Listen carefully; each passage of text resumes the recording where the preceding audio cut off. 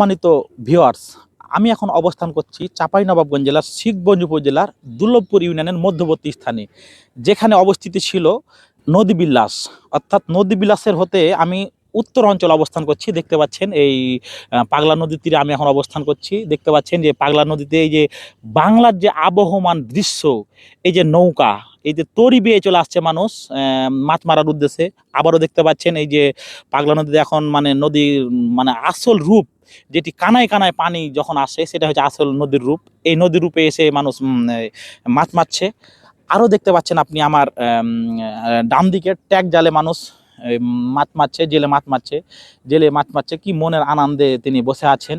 আরও আপনি দেখতে পাচ্ছেন জেলের কিছুখানি দূরে অবস্থিত শিখগঞ্জ বাজার হতে অনেকখানি দূরে অবস্থিত হচ্ছে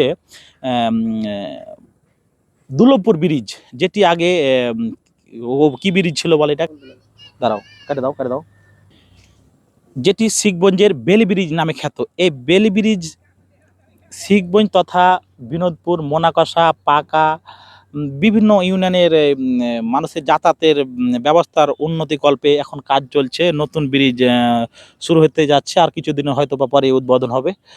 এরকম একটা পরিবেশ। আর এই যে দেখতে পাচ্ছেন সবচেয়ে বাংলার আবহমান সেটি দৃশ্য, এই যে মাঝি নৌকা বেয়ে আসছে, মাঝি তরি বেয়ে আসছে। মাঝি ভাই ভালো আছেন আপনি?